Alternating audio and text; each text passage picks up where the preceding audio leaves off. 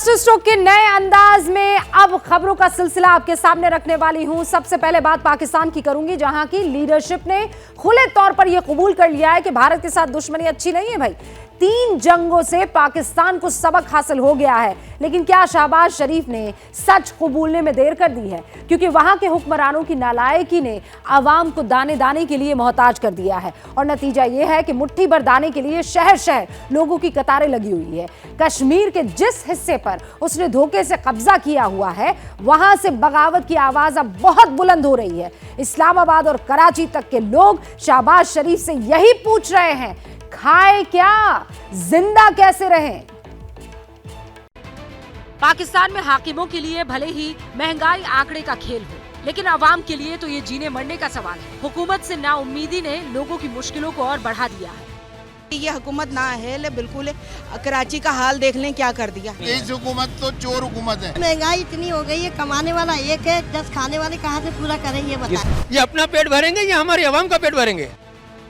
भूख का बरगद पाकिस्तान की आवाम को अपने साए से निकलने नहीं दे रहा। जनता की जेब और थाली दोनों खाली है। लोग सरकार से पूछ रहे हैं, क्या खाएं, कैसे घर चलाएं? काम खुद कर रहा है, हम खुद घरों का, ये उम्र है हमारी काम करने की। कितने पैसे मिलते हैं उसके? 4000 मिलते हैं, उसमें क्या पूरा होता है? लेकिन गद्दी नशी फौजी पिट्ठू उनकी सिसकियां सुनने को तैयार नहीं है। नतीजा ये है कि अब सब्र का दामन छोड़ती आवाम हुकूमत के नाम पर मरसिया पड़ रही है। हुक्मरान बैठे हुए ना, इनको तो अल्लाह की तरफ से ऐसी मार पड़नी चाहिए कि मर जाए। पाकिस्तान के हिस्से आई भुखमरी की मार पाकिस्तान के कब्जे वाले कश्मीर पर भी पड़ी है। नीलम वैली में यूं तो चारों तरफ बर्फ है, लेकिन दाने दाने को तरसती आवाम के सीने में बगावत की चिंगारी सुलग रही है। लोगों को सब्सिडी न दी गई तो हालात काबू से बाहर हो सकते हैं। पाकिस्तान के कब्जे वाले कश्मीर में लोगों को एक और डर भी सता रहा है। उन्हें पता है कि कंगाली में पाकिस्तान का पंजा सबसे पहले उनकी ही गर्दन मरोड़ने वाला है। पाकिस्तान के पास पैसे नहीं है, बैंकों से रुपए भी अब ये बंद कर देंगे देने। अगर आपका अकाउंट है डॉलर का तो वो तो नहीं दे रहे अब ये, लेकिन ये रुपए भी देने बंद कर देंगे। और मेरा ये दावा है कि हम इंडिया का कानूनन हिस्सा हैं और 75 साल से गैर कानूनी तौर पर हम पे कब्जा किया है। हिंदुस्तान को छेड़कर तो पाकिस्तान सिर्फ 2 टुकड़ों में टूटा था, लेकिन भूख उसके कई टुकड़े करने वाली है। पाकिस्तान की मौजूदा हालात इसी बात का इशारा कर रहे हैं। मुश्किल ये है कि दीवार पर लिखी ये इबारत शहबाज शरीफ पढ़ना ही नहीं चाह रही। पाकिस्तान का ये हाल इसलिए है क्योंकि वहां की लीडरशिप, वहां के हुक्मरान आवाम से ज्यादा आतंकियों की फिक्र करते हैं। जब तक सिर पर चीन का हाथ रहा, पाकिस्तान की आतंकी फैक्ट्री पर ग्लोबल एक्शन नहीं हो पाता था। लेकिन पाकिस्तान ने वीगर मुस्लिम्स का जिक्र छेड़कर चीन को भी चिढ़ा दिया है। इसके बाद चीन के एक्शन से पाकिस्तान के पैरों तले जमीन खिसक गई है। पहले शहबाज शरीफ चीन से खाली हाथ लौटे, उन्हें मदद के नाम पर फूटी कौड़ी तक नहीं मिली। उल्टा जिनपिंग एंड कंपनी ने डांट और लगा दी। अब तो चीन ने पाकिस्तान परस्त आतंकवाद की सप्लाई लाइन को भी सपोर्ट करने से इनकार कर दिया है। इसका असर ये हुआ कि यूनाइटेड नेशंस ने पाकिस्तान के आतंकवादी और इंडिया के मोस्ट वांटेड अब्दुल रहमान मकी को ग्लोबल टेररिस्ट डिक्लेयर कर दिया है। यूएन सिक्योरिटी काउंसिल की 1267 आइसिल और अल-कायदा सैंक्शंस कमेटी के तहत मकी पर ग्लोबल एक्शन हो गया है। यूएन सिक्योरिटी काउंसिल से रिलीज हुए ये दस्तावेज इसकी तस्दीक भी करते हैं। 75 साल का अब्दुल रहमान मकी लश्कर तैयबा का डिप्टी अमीर है। अब्दुल रहमान मकी ग्लोबल टेररिस्ट हाफिज सईद का रिलेटिव है, उसका बहनोई है। अब्दुल रहमान मकी जम्मू कश्मीर में हुए कई आतंकी हमलों का मास्टरमाइंड है। भारत और अमेरिका दोनों ने मकी को अपने अपने देश के कानून के तहत आतंकवादी घोषित किया हुआ है। सवाल ये कि आखिर चीन के रुख में बदलाव क्यों आया? क्या ये ग्लोबल पावर के तौर पर उभरते भारत का दबाव है, या फिर चीन को अब पाकिस्तान पर भरोसा नहीं रहा? क्या चीन और पाकिस्तान की दोस्ती में दरार की शुरुआत हो चुकी है? इन सवालों का जवाब तो चीन ही के पास है, लेकिन इतना तय है कि चीन पाकिस्तान की ही तरह भरोसे लायक नहीं है, क्योंकि उसने पिछले साल वैश्विक पटल पर पाकिस्तान के 3 आतंकियों को सपोर्ट किया था। चीन ने अगस्त 2022 में आतंकी संगठन जैश ए मोहम्मद के कमांडर अब्दुल रऊफ के खिलाफ सैंक्शन वाले प्रस्ताव पर वीटो किया था। सितंबर 2022 में भारत और अमेरिका ने आतंकवादी साजिद मीर को ग्लोबल आतंकियों की लिस्ट में शामिल करने की मांग की, लेकिन चीन ने अड़ंगा लगा दिया। अक्टूबर 2022 में लश्कर के आतंकी शाहिद महमूद को ग्लोबल टेररिस्ट डिक्लेयर करने के प्रपोजल पर भी चीन ने ब्रेक लगा दिया था। इसलिए चीन के स्टैंड को लेकर फिलहाल पुख्ता तौर पर कुछ कहा नहीं जा सकता। लेकिन इस डेवलपमेंट से इतना जरूर क्लियर है कि चीन पाकिस्तान को उस डूबते हुए जहाज की तरह समझने लगा है जिस पर सवारी करना खुद उसके लिए भी नुकसानदायक साबित हो सकता है। सच तो ये कि पाकिस्तान ने एक के बाद एक गुनाह करके वाकई अपने हाथों अपनी कब्र खोद ली है। वो अब हिंदुस्तान से जंग में हुए नुकसान का रोना रो रहा है, भारत से बातचीत के लिए गिड़गिड़ा रहा है। लेकिन मुश्किल ये है कि वो एक ऐसा डूबता जहाज बन चुका है जिस पर एतबार करने के लिए अब हिंदुस्तान तो तैयार नहीं होने वाला है। Need to use our resources to alleviate poverty, unemployment, and not waste these resources in getting ammunition and bombs. That's the message I want to give to Modi. अब आया पाकिस्तान के गुमान का ऊंट पहाड़ के नीचे। कंगाली ने जब मुल्क की कब्र खोदी तो पाकिस्तान के वजीर आजम हिंदुस्तान के सामने झोली फैलाकर गिड़गिड़ाने लगे। We had 3 wars with India. We have learnt our lesson, and we want to live in peace with India. My message to the Indian leadership and Prime Minister Modi is that let's sit down on the table and have serious and sincere talks to resolve our burning issues like Kashmir. देर कर दी शरीफ साहब होश में आते आते। पाकिस्तान का बंटा धार हो चुका है, रोटी तक पाकिस्तानियों को मयस्सर नहीं है। आटे दाल के भाव जब होश उड़ाने लगे तो आप लगे मोदी के आगे गिड़गिड़ाने। My message to the Indian leadership and Prime Minister Modi is that let's sit down on the table and have serious and sincere talks. Pakistan ने हिंदुस्तान के सामने यूं ही घुटने नहीं टेके। इसकी वजह है पाकिस्तान का विदेशी मुद्रा भंडार लगभग 5 अरब डॉलर पर सिमट चुका है। महंगाई दर 25% के पार पहुंच चुकी है। 3 महीनों में शरीफ सरकार 5 अरब डॉलर का नया कर्ज ले चुकी है। पाकिस्तान पर 20 अरब डॉलर सालाना कर्ज भुगतान का भार है। जिन्ना का मुल्क बदहाली के भंवर में फंसा है। आतंक की खेती करने वाला पाकिस्तान अब मोदी से मुलाकात के लिए गिड़गिड़ा रहा है, लेकिन भारत को कोई इंटरेस्ट नहीं है अब पाकिस्तान में। उधर पीओके के बाशिंदे मोदी से गुजारिश कर रहे हैं, सुनिए जरा। कि ये वो वक्त आ गया है कि कम से कम भारतीय सरकार अगर पाकिस्तान को कर्जा नहीं देती या पाकिस्तान की मदद नहीं करती तो बेशक ना करे, लेकिन जो पीओजेके के और पीओजीबी के लोग हैं इनके लिए फौरी तौर पर जो है वो इमरजेंसी फंड कायम किया जाए। इधर शरीफ साहब हिंदुस्तान के सामने गिड़गिड़ा रहे हैं, उधर पूरा पाकिस्तान अपने हुक्मरानों का मर्सिया पड़ रहा है। पाकिस्तान में 25 करोड़ के राउंड अबाउट आबादी है, इंडिया में 1 अरब 35 करोड़ के राउंड अबाउट आबादी है। उनके वहाँ पे एक गवर्नमेंट की तरफ से स्कीम है कि 80 करोड़ के राउंड अबाउट उन्हें फ्री आटा दिया जाता है हर साल। क्या कहना चाहेंगे, इतनी बड़ी आबादी उन्होंने मैनेज की हुई है, फ्री आटा दे रहे हैं और यहाँ पे 25 करोड़ की आबादी है और हमें आटा पैसों का नहीं मिल रहा। सर बात यह है कि पॉलिसी की बात है, उनकी पॉलिसी जो है वो उनके फार्मर के हक में है। कहते हैं सब कुछ गवाकर होश में आए तो क्या आए। पाकिस्तान कब्र पर बैठा है ना, इसीलिए उसे हिंदुस्तान की याद आ रही है। ऐसे में अब याद हिंदुस्तान की आए तो क्या आई। पाकिस्तान महंगाई के मोर्चे पर मात खाकर सरेंडर मोड में आ चुका है, लेकिन पाकिस्तान का जिगरी दोस्त जो आजकल जिगरी नहीं रहा है, चीन, कोरोना के सामने हथियार डालने को मजबूर दिखाई दे रहा है। चीन ने कुछ दिन पहले ये माना था कि 1 महीने में कोविड से 60,000 मौत हुई है, लेकिन एक्सपर्ट्स ये कह रहे हैं कि झूठा है चीन, ये आंकड़ा करीब 10 लाख हो सकता है।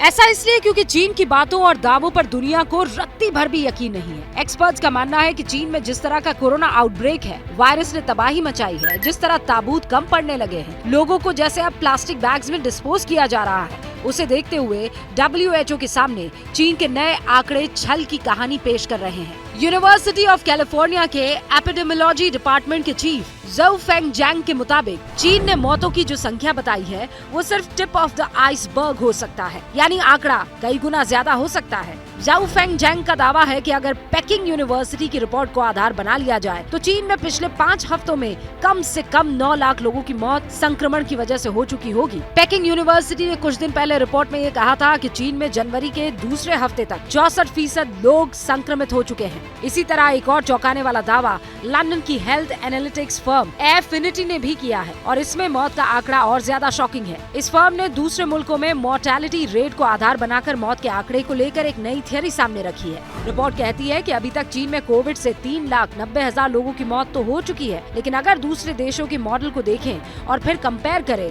तो फिर यह आंकड़ा 9,45,000 लोगों की मौत तक पहुंचता है। इस बीच पूरी दुनिया में मशहूर अमेरिका की हार्वर्ड यूनिवर्सिटी के स्कूल ऑफ हेल्थ के प्रोफेसर ली डनहाउ ने सनसनीखेज दावा किया है। प्रोफेसर के मुताबिक कोरोना के नए वेरिएंट से चीन में 15 लाख से 40 लाख लोगों की मौत होगी।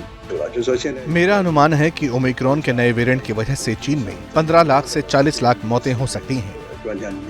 लेकिन बात सिर्फ इतनी भर नहीं है ना, यह आंकड़ा इतने पर नहीं रुकेगा, क्योंकि कई और एक्सपर्ट्स का मानना है कि चीन में कोरोना का पीक लूनर न्यू ईयर की छुट्टियों के साथ शुरू हो जाएगा और फिर ये वायरस चीन के कोने कोने में तबाही मचाएगा। तो ये तो एकदम क्लियर है कि चीन कोरोना पर चालबाजी कर रहा है, तो उसका गुलाम पाकिस्तान छल के मामले में 4 कदम और आगे निकल चुका है। पाकिस्तान में कौन गया और कौन वहां से चुपचाप निकल गया, दुनिया को इसकी खबर नहीं होती है, क्योंकि पाकिस्तान के एयरपोर्ट्स पर अंडरवर्ल्ड का कब्जा हो चुका है। इस बात का खुलासा किया है अंडरवर्ल्ड डॉन दाऊद इब्राहिम के राइट हैंड छोटा शकील के गुर्गे सलीम फ्रूट की बीवी ने। सलीम फ्रूट की बीवी का दावा है कि अगर अंडरवर्ल्ड चाह ले तो पाकिस्तान कौन गया और पाकिस्तान से कौन गया, इसका रिकॉर्ड दुनिया को कभी नहीं मिलेगा। गली के गुंडे से गैंगस्टर बना सलीम फ्रूट छोटा शकील का रिश्तेदार है। वो छोटा शकील के नाम पर उगाही भी करता है, लेकिन फिलहाल टेरर फंडिंग के मामले में एनआईए की हिरासत में है। इसी सिलसिले में एनआईए को दिए बयान में उसकी बीवी ने कुछ चौंकाने वाली बातें बताई हैं। सलीम फ्रूट की बीवी ने जांच एजेंसियों को बताया कि पाकिस्तान के एयरपोर्ट और वहां काम करने वाले लोगों को अंडरवर्ल्ड कंट्रोल करता है। सलीम फ्रूट की बीवी ने एनआईए को ये बताया कि वो कई बार पाकिस्तान जा चुकी है, लेकिन पाकिस्तान में उसके पासपोर्ट पर कभी मोहर नहीं लगाई गई।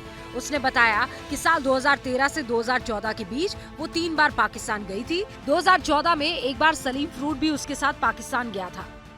सलीम फ्रूट की बीवी ने बताया कि जब भी वो पाकिस्तान गई उसे एयरपोर्ट पर छोटा शकील के गुर्गों ने रिसीव किया और पासपोर्ट पर ठप्पा लगवाए बगैर ही उसे एयरपोर्ट से बाहर ले गए। वापसी के रास्ते में भी लोगों को पासपोर्ट पर बिना स्टैंप किए हवाई जहाज में बिठा दिया जाता है और उसके बाद यूएई के रास्ते ये लोग भारत पहुंच जाते हैं। इस तरीके का इस्तेमाल पाकिस्तान में छिपे दाऊद और उसके गुर्गों से मिलने वालों के रिकॉर्ड छिपाने के लिए किया जाता है। जाहिर है डी कंपनी को इसमें आईएसआई की भी भरपूर मदद मिलती ही होगी। ये तो साफ है ना, दहशतगर्दों से दोस्ती और भारत से बैर पाकिस्तान को महंगा पड़ेगा और हमेशा पड़ता रहा है। पाकिस्तान आज नीलामी के कगार पर है।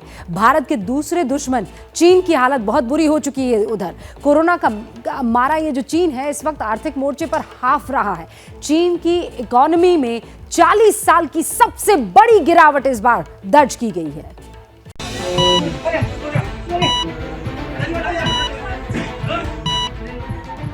जिस वायरस पर चीन ने छल का पर्दा डाला, जिस कोरोना पर चीन दुनिया को गुमराह करता रहा, उसी कोरोना के साइड इफेक्ट की बदौलत ड्रैगन आर्थिक मोर्चे पर हाफ रहा है।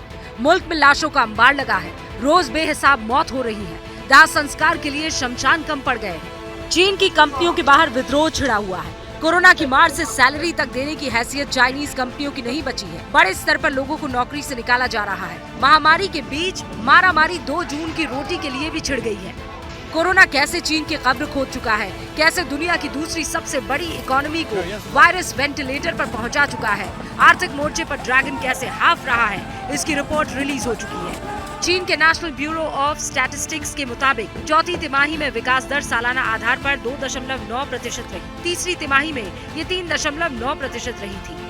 2021 में आर्थिक विकास दर 8.1% थी। साल 2022 में चीन की इकोनॉमी 3% की दर से विकास कर पाई।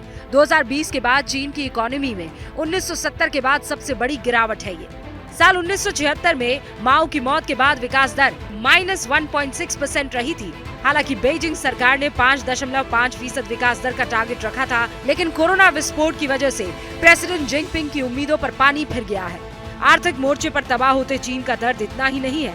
दुनिया की सबसे बड़ी आईफोन फैक्ट्री वाले जिंगजाओ शहर में कई कंपनियों में कामकाज ठप पड़ा है। विश्व बैंक ने साल 2023 में चीन के लिए 4.3% की विकास दर का अनुमान जताया है, जो जिनपिंग की उम्मीदों से बहुत कम है।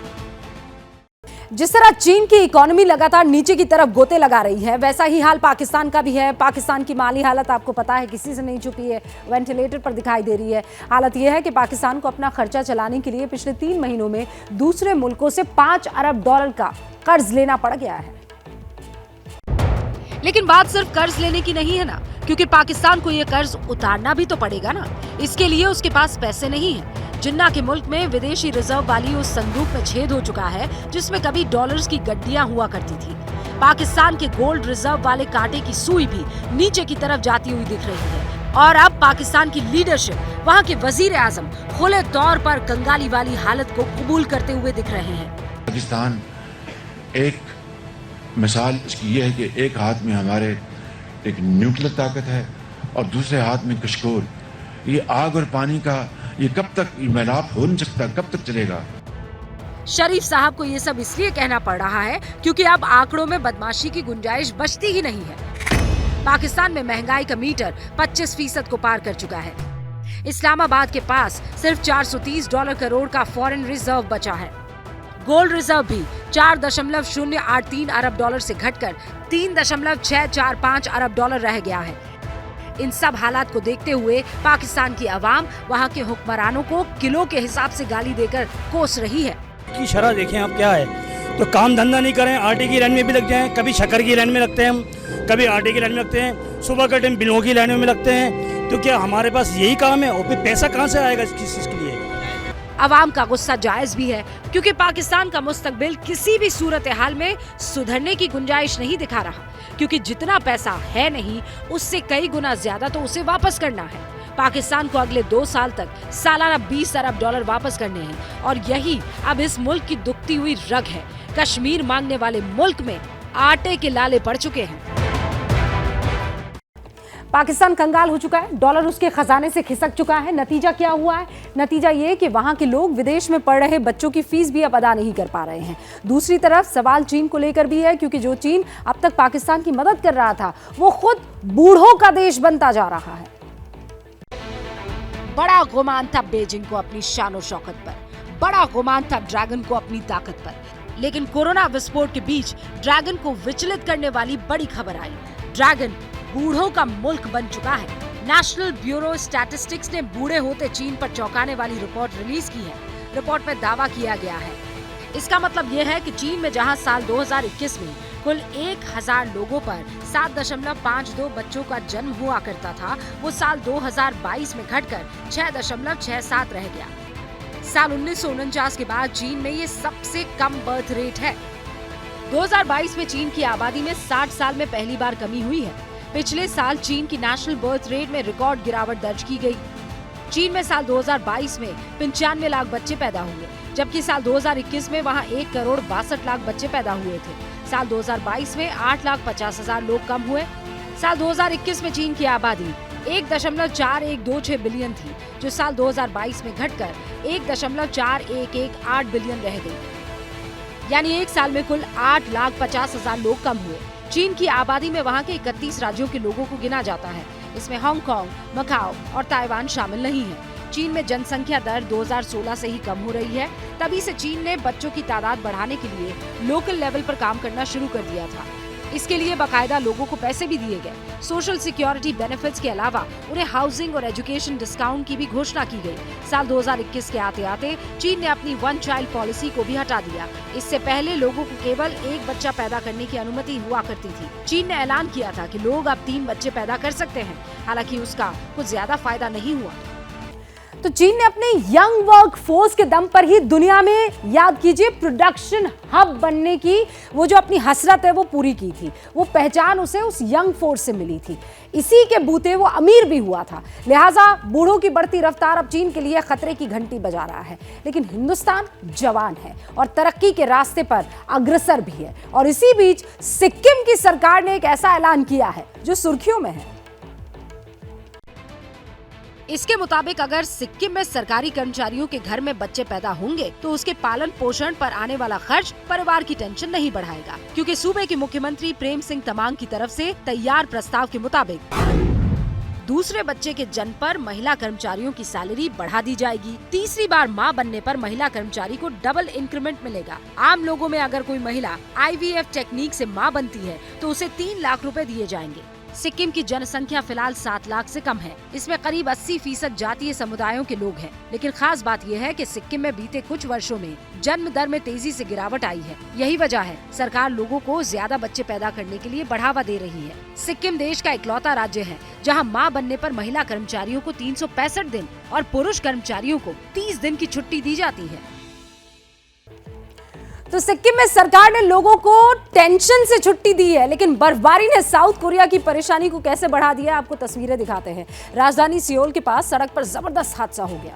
बर्फ पर एक गाड़ी आउट ऑफ कंट्रोल हो गई और एक के बाद एक 50 गाड़ियां आपस में टकरा गई।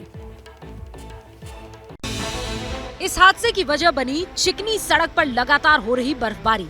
इसके चलते ड्राइवर गाड़ियों पर कंट्रोल नहीं कर पा रहे और एक के बाद एक करीब 50 गाड़ियां आपस में टकराती चली गई। हादसे की खबर पाकर पुलिस और रेस्क्यू वर्कर्स की टीम पहुंच गई। इसके बाद लोगों को वहां से निकाला।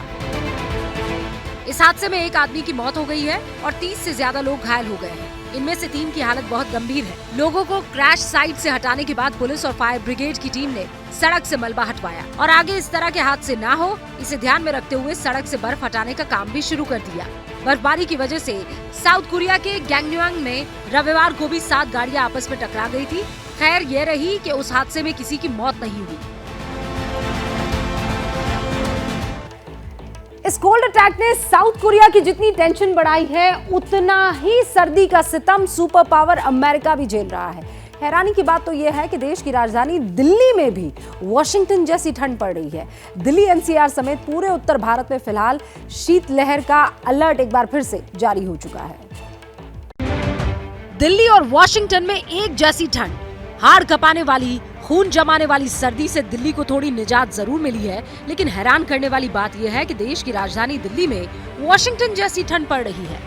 मंगलवार सुबह दिल्ली का तापमान 4.6 डिग्री सेल्सियस रिकॉर्ड किया गया। सोमवार की रात US की राजधानी वॉशिंगटन में तापमान 5 डिग्री सेल्सियस दर्ज किया गया। सोमवार को दिल्ली का अधिकतम तापमान 18.7 डिग्री दर्ज किया गया, जबकि वॉशिंगटन में दिन का तापमान 17 डिग्री सेल्सियस रिकॉर्ड हुआ। यानी अमेरिका और भारत की राजधानी का दिन रात का तापमान करीब करीब एक ही था। लेकिन अगले 24 घंटे में दिल्ली समेत उत्तर भारत का मौसम कैसा रहेगा, सर्दी पर मौसम वैज्ञानिकों ने क्या सिग्नल दिया है, अब ये जान लीजिए। दिल्ली में cold wave to severe cold wave रात और सुबह हो रहा है। जो 18 नाइट ऑनवर्ड तापमान राइज होगा। तो अभी जो है 2 दिन जो है तापमान ऐसे लो रहेगा या थोड़ा बहुत राइज हो सकता है, लेकिन मोस्टली यही तापमान रहेगा। 2 दिन की थोड़ी राहत के बाद दिल्ली में कई इलाकों में घने कोहरे की एंट्री हो चुकी है। धुंध और सर्दी का सितम फिर से लोगों की मुसीबत बढ़ाएगा। फॉग की वजह से कई ट्रेनें देरी से चल रही हैं। दिल्ली NCR समेत उत्तर भारत में फिर से शीतलहर दस्तक दे चुकी है। अगले 24 घंटे में दिल्ली समेत देश के कई राज्यों में सर्दी फिर से सितमगर साबित हो सकती है। तो भारत के बड़े हिस्से में तो ठंड पड़ ही रही है और इस वक्त दुनिया का जो बड़ा हिस्सा है वो भी ठंड और बर्फबारी की चपेट में आ चुका है और इसका असर ईरान में भी देखने को मिल रहा है। आप देखिए जोरदार बर्फबारी हो रही है और ये ईरान की तस्वीरें कहीं और की नहीं है। राजधानी तेहरान में सड़कों पर बर्फ की मोटी मोटी चादर, ये देख लीजिए।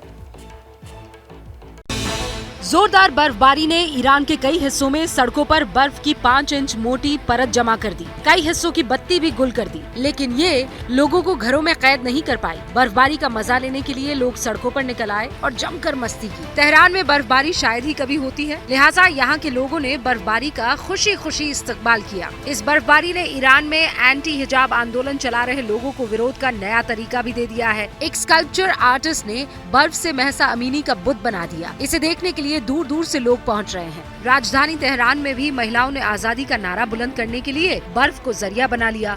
बर्फ पर नाचते लोगों ने क्रांति के गीत बुलंद किए। रईसी सरकार का विरोध कर रही महिलाओं ने कारों पर जमी बर्फ पर आजादी के नारे लिख दिए। ये वीडियो अब सोशल मीडिया पर ट्रेंड कर रहे हैं। तो ईरान की बर्फबारी भले ही क्रांति की चिंगारी को हवा दे रही है, लेकिन हिंदुस्तान में सुकून वाली बर्फबारी हो रही है। बर्फबारी ने शिमला को खूबसूरत बना दिया है। बर्फबारी का मजा लेने के लिए देश के अलग अलग हिस्सों से बड़ी तादाद में लोग शिमला पहुंच रहे हैं। ये शिमला जिले का कुफरी है, जिधर देखिए बर्फ ही बर्फ नजर आ रही है। पेड़ पौधे रास्ते सब बर्फ से ढके हुए हैं। कुदरत के इस खूबसूरत नजारे का दीदार करने के लिए लोग दूर दूर से पहुंच रहे हैं।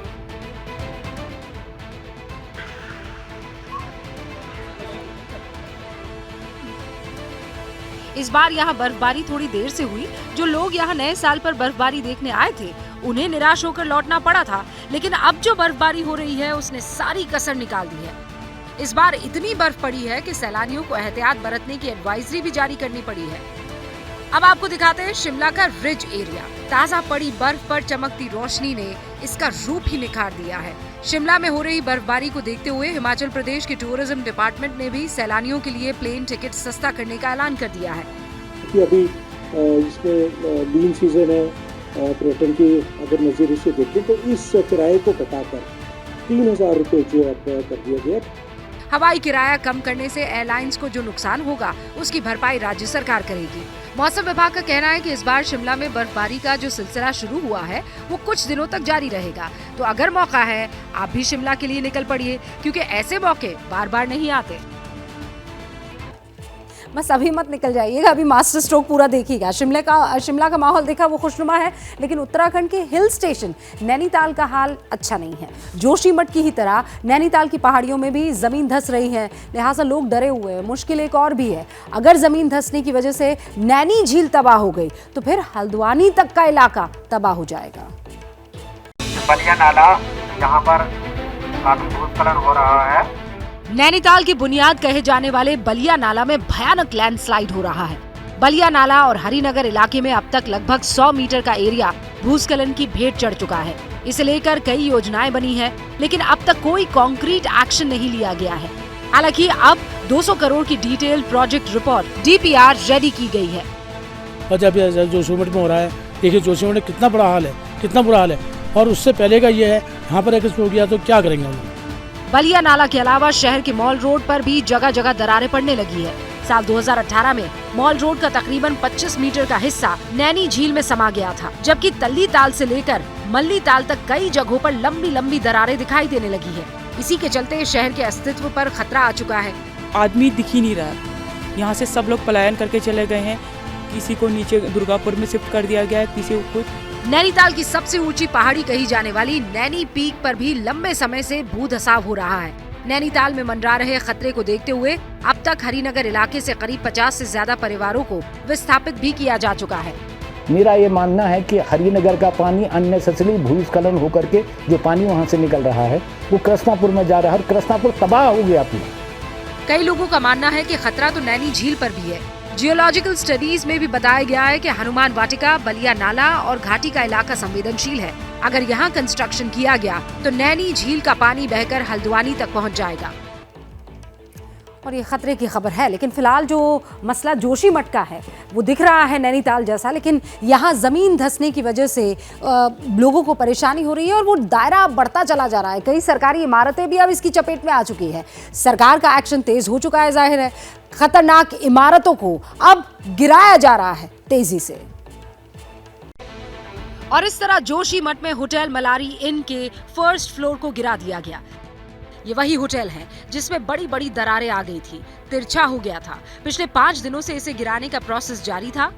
जोशीमठ के होटल मलारी इन और माउंट व्यू के डिसमेंटल की प्रक्रिया आज भी जारी है। आज 5वां दिन है। आपको बता दें कि जिस तरह से यहाँ पर इसके जो डिसमेंटल करने का जो प्रक्रिया वैज्ञानिकों ने बताई थी, CBRI के जो एक्सपर्ट थे, जो साइंटिस्ट थे, उन्होंने बताई थी, ठीक उसी के तहत जो है इसको डिसमेंटल किया जा रहा है।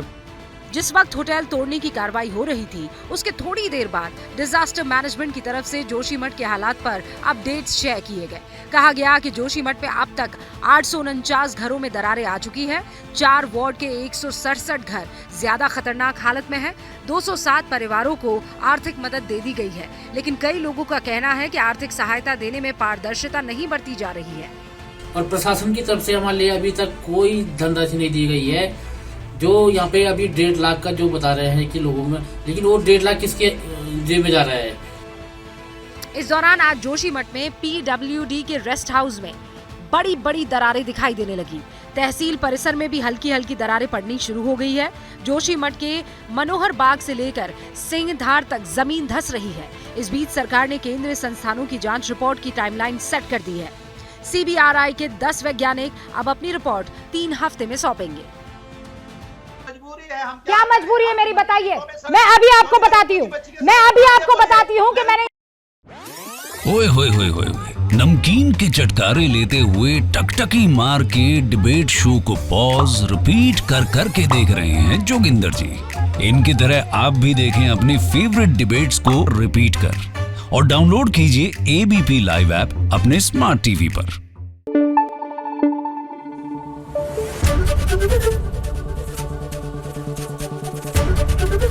ABP न्यूज आपको रखे आगे।